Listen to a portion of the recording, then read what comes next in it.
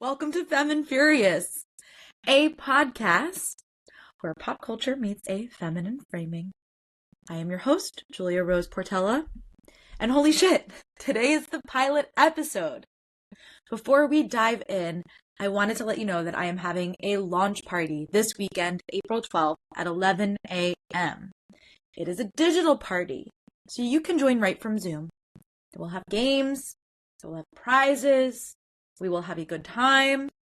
So if you want to join, the link will be in the show notes. It's completely free. Please show up. Would love to see you there. All right, let's dive into our pilot episode. First and foremost, let's talk about the type of content and conversations you can expect to see on this podcast. On this podcast, Femme Furious, we will be diving into things in the media that tend to get overlooked for being feminine. These are things like romantasy, or rom-coms, for example, that are pretty popular amongst women or in femme-leaning spaces, but they don't really get a ton of hype outside of those spaces. We will also be diving into things that are trending or pop culturally relevant, but we will be looking at those things from the very specific lens of feminism. This podcast will also be deep diving into conversations that pertain to women or to femme-leaning folks. These are things like body images, stereotypes, gender roles. All of that is on the table and more, but we will be having those conversations through the lens of pop culture. So with that being said, here are some ground rules for this space. Rule number 1, show up to this space prepared to have a good time. The vibes are hopefully going to be vibing. I want the show to feel fun without lacking impact or lacking substance. Number 2, you don't need to be a content queen to join along. Personally, I am a content queen. I devour content in a way that is not normal or healthy. Fun fact, I was very late to Game of Thrones. I was a late Game of Thrones bloomer. One summer I was dating this guy who was so into Game of Thrones. It was just ahead of season 7. He was like, I'll lend you all of my books. Okay. I think I read all 5 books and watched like all 6 seasons of Game of Thrones in like 2 months, maybe a little bit more than 2 months. And if you want to know the most patriarchal man thing ever, he would subtly quiz me to see if I had actually read or actually watched, because somewhere in his mind or his heart, he did not believe that I had actually read and watched all of the Game of Thrones content the way that I did. But little did he know, I am just unwell. Okay? You don't need to be me. I don't need you to want to engage with every piece of content that is out in the world.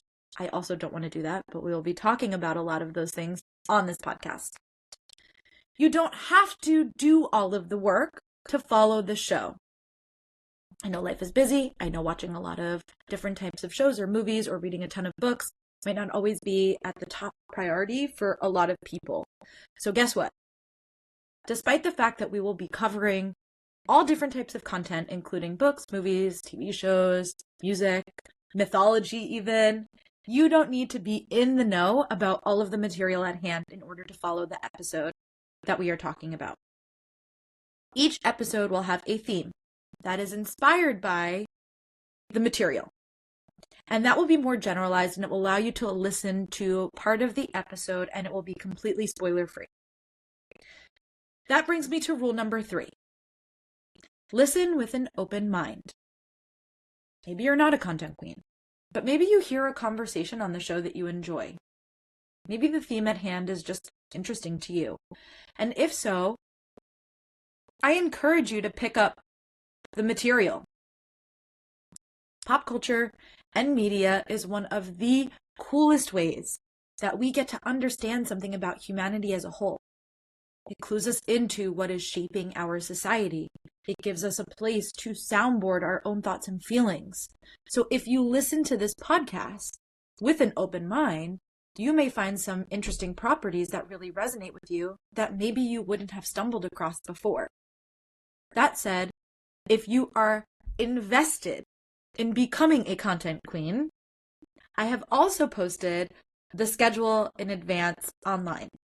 It's currently up for all of April, and all of May is on my website and on my Instagram, and will always stay 2 months ahead. So the month at hand, the month ahead. So you can always see what material is coming up. That way, if you want to read, engage, participate in the material, you can do so. And hopefully you find some stuff that you like along the way. That leaves me with our last and most important ground rule. This is a safe space, one fostered with respect and compassion in mind. Because we're not just talking about books and music and movies. We are exploring the nuance of gender roles and stereotypes, which is a fluid conversation at best. Diversity, inclusivity, perspective are all things that I have taken into consideration and that will be on the foreground of my mind at the top of each episode. So we will probably be tackling a lot of the same issues, but from different angles over different episodes. Just know that whether you are a woman, or perhaps you are just somebody who feels safer in femme-leaning spaces, you are welcome in this community. You are welcome to join in on the conversation. Okay, with our ground rules out of the way, let's talk about semantics for a moment. This is a twice-weekly podcast that will be released on Mondays and on Thursdays. On Mondays, we will be deep diving into a series. I like deep dives. I am a chronic rewatcher. I am a chronic rereader. Sometimes I will reread something or rewatch something the second after it ends because I'm not ready to be done with the material, the content, the characters. I like spending time in a world. I like spending time with specific content. I like spending time with specific characters. So this is really designed for people like me who just need a little bit longer than one episode to explore a piece of content. Series on this show will not always pertain to TV. Because I know for a fact I will be covering Taylor Swift's entire discography at some point where every week will be a different album. So that would be another example for a series that is not necessarily TV related. The first series that we are covering is a TV show though, and that will be The Last of Us, which starts this Sunday. So if you have not seen season 1, go be a baddie who binges. Watch all of it. I think it's 9 episodes on HBO. Okay? Because we're starting with The Last of Us starting next Monday. That will be The Last of Us season 2. Thursday episodes. These are one-off episodes. They may be a book that I don't want to deep dive into. It might be movies that we don't need a ton of time with. It could be conversations that will be centered around one episode, but they will be one episode. Let's dive into the weekly structure so that you can get a feel for the flow of each week. Every week, we will start with the Call Me Beat Me section. I know this is not everyone's favorite type of content, but it is necessary for girl boss reasons. Okay? What you can expect from the Call Me Beat Me section is that this will be all of the fun ways that I will tell you how you can follow and support the podcast. So for example, that would be subscribing on Spotify or your preferred platform of podcasting, watching the full video breakdown on YouTube. You can follow the podcast on Instagram at Femme Furious Pod. You can send me an email with all of your thoughts, your comments, your favorite coffee items, your commentary on pop culture, anything at femmeandfuriouspod@gmail.com. By the way, Femme, Femme, okay? You can also be a part of our community. This is where the real magic happens. Community and connectivity was a huge consideration for me coming into this show. So that will be our safe harbor for all femme folk. We're going to have a ton of fun over there. It is a Patreon. It is called Too Femme, Too Furious, and it is $10 a month. That $10 will get you the following. Femme and Furious, fully loaded, which are our bonus episodes. You will get at least one, if not more, a month. A 15% discount on merch and live events. there is already merch. If you are interested in merch, you can currently buy merch. I have stickers. I have t-shirts. I'm recording this ahead of actually knowing what kind of content and material for merch I will have, but I know for sure I will have at least stickers and at least t-shirts. So we are launching with merch. If you want a discount on merch, you can join the Patreon. You will get 15% off. Okay? The Patreon, the $10 also gets you Sunday Brunch, which is a monthly virtual hangout. This is movie nights, happy hours, trivia parties, and more. Just a space every month for us to come together, hang out, have a good time. We'll also get ad-free episodes. A little bit later, this will make a little bit more sense, but you get access to the Suffragette Award, which is voting privileges on episode topics, bonus content, and more. You will get access to Tea Time, which is the online chat. So if you are somebody who just wants to be around like-minded people and talk to them all week long, great, you can join Tea Time. We'll be over there having a conversation. I will be in the chat. All of us in the Patreon will be on the chat. And then last but not least, you will get access to Fast 5. This is a weekly content roundup that will have what I'm reading, what I'm watching, what you guys are reading, what you guys are watching. And it will be just a nice space for us to catch up on all of the content that maybe we're not talking about on the podcast. Maybe we will talk about it on the podcast in the future. We'll see. But it will at least let us connect with all the different ways that we are engaging with pop culture for the week. Okay? So that is over on the Patreon. After we do our Call Me Beat Me section, we will go into the main section, which will be titled The Femme Frame. This is the meat and potatoes of the podcast. Fun fact, I did a poll over on my regular Instagram page, which is at Julia Portela. And this poll was to help me name the podcast. And the actual winner of that poll was The Femme Frame. Femme Furious was a very close second, but ultimately I decided to go with it as the title of the show because it just felt more in alignment with the vibes that I'm aiming for. I'm silly. I'm very snarky. I have the Gemini wit that flows through me, and Femme Furious, not only being a canonically masculine Fast and Furious reference, but a pop culture reference at that, taking it, flipping it on its head, making it a little bit more feminine, tuning us into that feminine rage that is burning within us as we were discussing feminism. It just felt so much more in alignment with what I want to do and what I'm aiming for. But I did hear all of you. I don't want to diminish the votes of the people who did participate in the poll. So I've decided to take Femme Frame and just make it a big part of the structure of the show and add it in this way. Because really that is what we're doing. We're looking at pop culture from the feminine framing. So with that being said, the Femme Frame will have the following key components, or we'll be considering the following things as we dive into each episode. Each episode will look a little bit different. First and foremost, key feminist themes.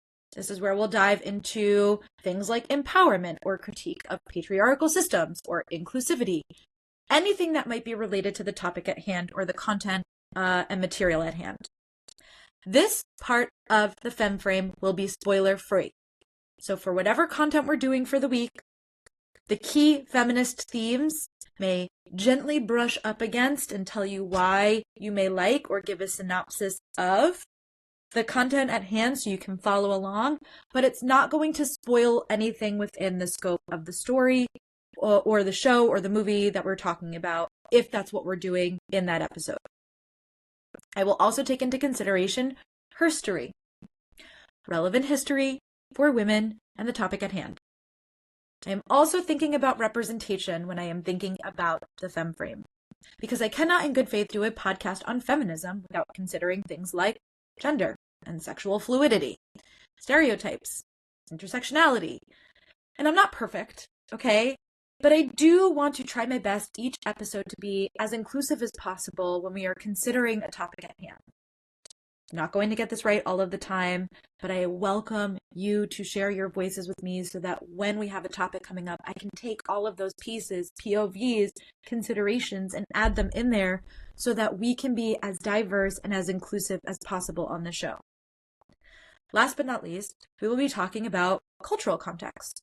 The Femme Frame is a place where we will be able to dive into the cultural and historical significance of the topic at hand. So for example, the femme frame will include how certain characters, films, or movements have shaped societal attitudes about gender and vice versa. Okay? That's our femme frame each week. And then we will dive into the last little segment, which is our burn book segment. This is essentially going to be an honorary award section for each episode, and it will have the following 5 honorary awards each week. The Bold and Bothered Award, which is an award strictly for the femme and the furious. It is the quote or the moment that really relays feminine rage each episode. I also have a Bold and Bothered sticker available for sale if you're interested in that. I also will have the Shiro Award. This is the award that's going to go to the baddie who is the most inspiring or the most empowering moment of each episode. Also a sticker for Shiro. The Femme Fatale Award, for the most smashed patriarchy moment of the episode. Speak Your Truth trophy, which is the best quote, line, or lyric from the episode.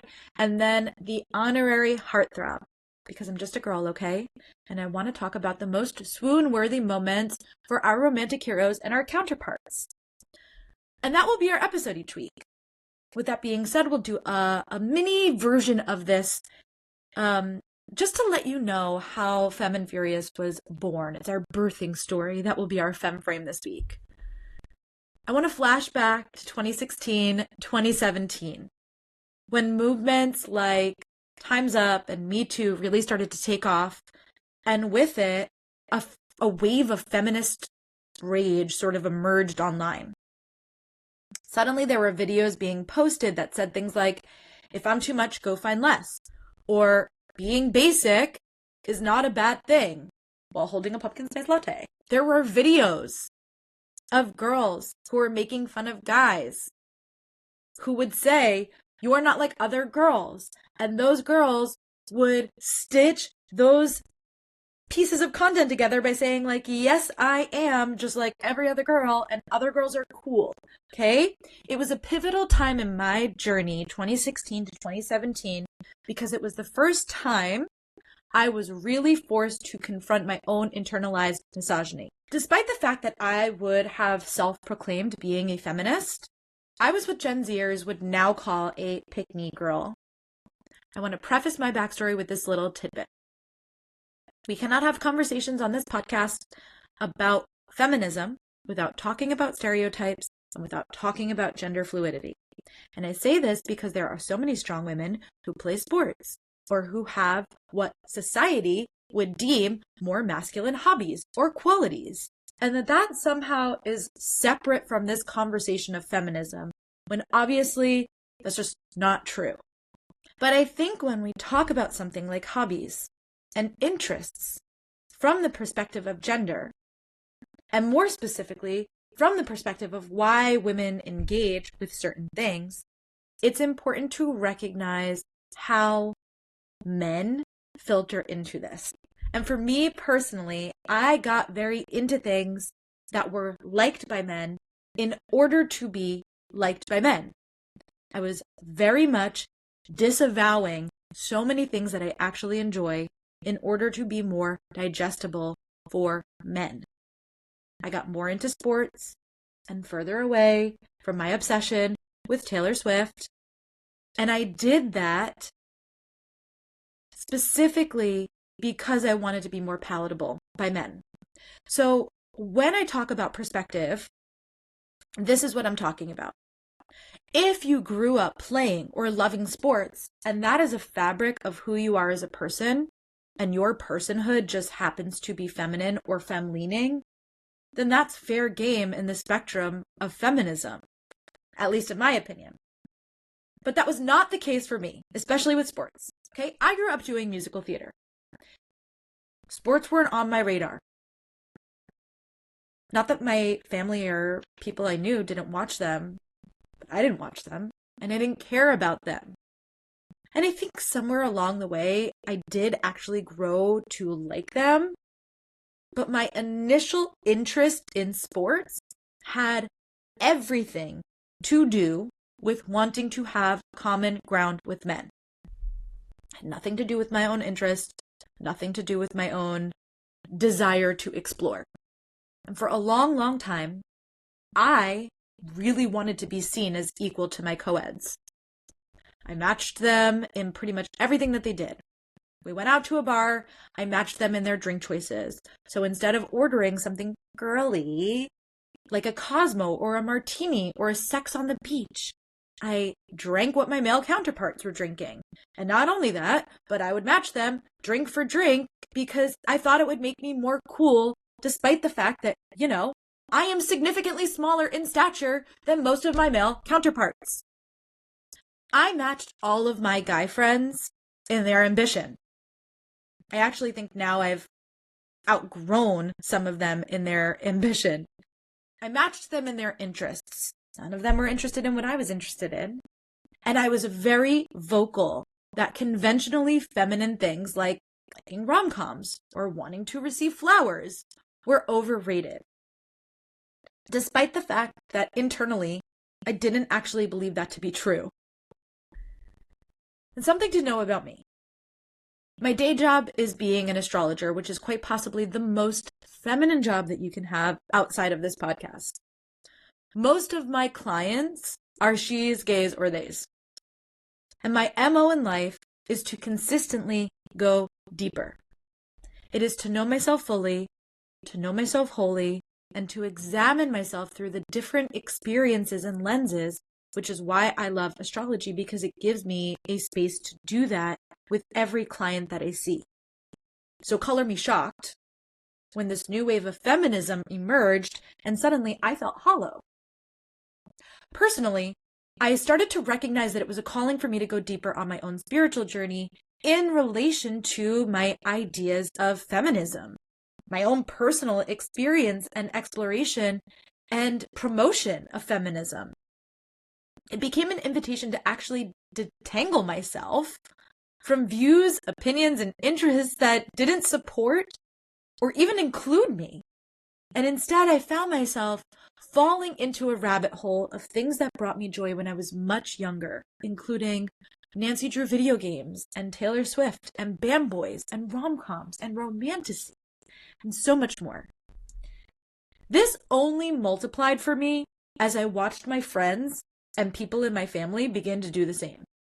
Femmes all over the internet started to reclaim their love for all things that never really got their due credit in pop culture, or that got diminished or teased in pop culture because they were feminine. And of course, this then changed the tide of what was deemed to be popular and accepted. And this brings us to 2023. It was one of the largest pop cultural movements in favor of all things feminine. 2023 brought us the astonishing introduction of Taylor Swift's The Eras Tour, which historically became the highest grossing concert tour and then the highest grossing concert film of all time. We had Beyonce on tour. 2023 brought us the Barbie movie, which had the best opening weekend and became the highest grossing film of the year. In 2023, romanticy was also officially introduced as a genre, and authors like Sarah J. Maas and Rebecca Yarros had banner years thanks to the explosion of BookTok and Bookstagram, where most of the creators skew feminine. There was just something really special about 2023 that made being feminine cool. And this wave of pop feminism came upon the heels of the historic overturning of Roe v. Wade in 2022. And since then, there's been this energetic rally call that has brought women, queer, and gender non-conforming folks together in a fight for gender equality. But a huge part of that has been around this idea of reclamation of our feminine joy and our hobbies and our interests. I mean, really, think about it. Thanks to the fucking patriarchy, things that have been deemed feminine have become synonymous with lame or less than or weak. This obviously isn't anything new, but for those of us who aren't men, when you are just consistently chewing off bits of this system, which is designed and dominated by men, it can feel so hard to authentically step into spaces of feminine joy and this reclamation of joy and compassion and communal connection that is happening in feminine spaces is so much more than just a moment. It's a movement. And this movement is one of great power because when women come together in covens, in concerts, and in community, magic happens. The idea of it takes a village is not just a notion, but a necessity for femme spaces. We see this across mythology with figures like the Furies or the triple-faced goddess whose necklace I always don. She is my matron saint. We see this with the Valkyries in mythology too. And we see this across history as well, from large movements like the suffragettes to smaller, more intimate forms of communal connection like sewing circles or birthing support or recipe swaps. When women come together, they share. They share their stories, they share their experiences, they share their wisdom. And from there, they are able to create a commune of knowledge and support and of love.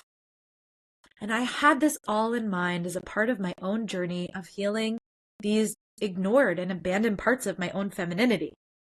So when I was conjuring up Femme Furious, I wanted to create a space that allowed femme folks to examine pop culture through this lens of feminism, and I wanted to create a space for women and femme folks alike to be able to commune with others who just want to experience and dive into their feminine fury, their feminine joy, who want to go feral over their feminine heroes, or who simply just want to reflect on feminist icons or moments in pop culture that have given us a spark of empowerment or hope. And that is how Femme Furious ultimately came to be. And that's our femme frame for this week. And just for funsies, I thought we would crack open my personal burn book and do my own personal favorites from my own life, okay? So the Bold and Bothered Award for me goes to Diana's revenge dress. I'm sorry, but this is one of the most relatable things that has ever happened in pop culture. Like, you find out that your ex is a piece of shit who's cheating on you, so you just get dressed up and go out looking like a fucking snack and get photographed. 12 out of 10, no notes. My Shiro Award. Probably Claire from Outlander. She's compassionate, she's outspoken, she is feisty, she's a healer, and yet she never compromises on her values or her integrity. The Femme Fatale Award. Okay, bear with me, because I used to work for Disney, so this is a little bit nerdy, but Constance Hatchaway. And if you've never been to Disney, then I'm sorry, this is a bit of a spoiler for the Haunted Mansion ride, because the whole ride is essentially based off of this one woman who's named Constance, who essentially marries a rich man and then kills her husband, and she does this over and over and over again until we get all 999 haunts. 1,000 by the time we are pushed off the roof, because essentially we are the husband that she is marrying. She pushes us off, and then we enter the graveyard, okay? What an icon. Constance Hatchaway, Femme Fatale Award. Okay, Speak Your Truth trophy. I reserve the right to change my mind about all of these, but especially this one, because I do feel like there is some recency bias, but I am going to go with the line, or lyric rather, karma's a relaxing thought. Literally, ever since I heard Taylor Swift utter these lyrics in her song off of her album Midnights, the song's named Karma, my entire DNA changed. It was completely altered. Some of this I think is just because I do spiritual work and I talk about things like karma all the time, so it rings true for me because I'm constantly thinking about it. But the deeper aspect of it, the pettiness of it, I am forever changed. Okay, last but not least, honorary heartthrob. One thing to know about me, I'm a girl who loves to crush. So if we could just roll like Robert Downey Jr., Tom Hiddleston, Pedro Pascal, and Emma Darcy into one superhuman, that would be my honorary heartthrob. Also, if we're going fictional, Zayden Ryerson, obviously. And that's a wrap on our pilot episode. Thank you for tuning into this week of Femme Furious. Before we go, I have to thank one very special lady who has helped me get this podcast off of the ground. So my deepest gratitude and thanks to you, Jessica Yang, my soundboard for all things in my business. You have been my coach, my friend, and my creative confidant. I could not genuinely have done this podcast without you. If you want to support the pod, if you like this episode, if you're excited about what we're doing here, share it out with friends, leave a review, help other people find the podcast, okay? And come to the party this weekend, April 12th, 11 a.m. Link is in the show notes, okay? I will be back on Thursday. We'll be back tomorrow with a Femme Furious fully loaded bonus episode, which will be the moments and synopsis of The Last of Us Season 1, okay? And then we'll be back on Thursday with our regularly scheduled podcast content, which will be Curves in Culture. So until then, stay calm, vibe on, and I will see you tomorrow for The Last of Us recap of Season 1. Bye.